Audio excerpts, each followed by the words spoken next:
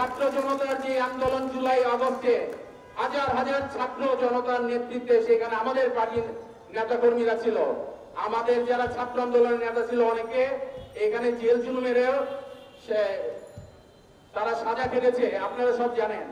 আপনারা বলতে পারেন জাতীয়তাবাদী শক্তির সামনে যদি সরকার গঠন হয়, সেই সরকারের মধ্যে ইনশাল্লাহ আমরাও একটা গুরুত্বপূর্ণ স্টেক হোল্ডার হিসেবে থাকবো, কারণ আমরা মাটি মানুষের কথা বলছি এবং আমরা গণতন্ত্রের পক্ষে কথা বলছি।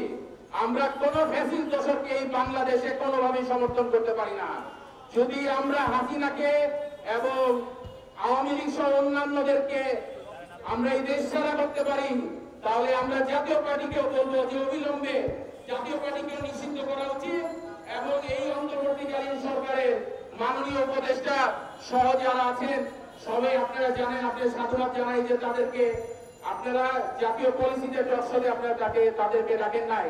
জাতীয় পার্টি এখন স্বপ্ন দেখছে সামনে নির্বাচন হবে, তারা ক্ষমতার একটি স্টেক হোল্ডার হবে।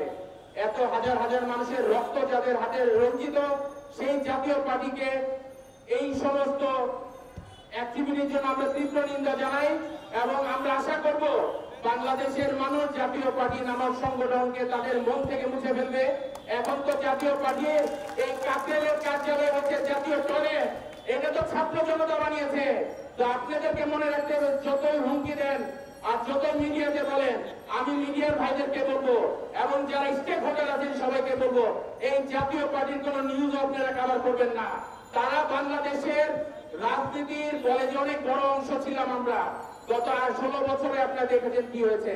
তারা এর যত হত্যা হয়েছে, 2 লক্ষ কোটি টাকা প্লাস চলে গেছে, কোনো কিছু থেকে তারা কিন্তু মুক্ত না। তারা বাংলাদেশে রাজনীতি করতে চায়, এইটা হচ্ছে দিবালোকের স্বপ্নের মতো। তাই আমি বলবো যারা আপনারা আমাদের বক্তব্য শুনছেন, তারা অবশ্যই জাতীয় পার্টির নামের এই ফ্যাসিস্টের স্বৈরাচারকে অবশ্যই আপনারা অবাঞ্ছিত ঘোষণা করবেন আপনার এলাকাতে।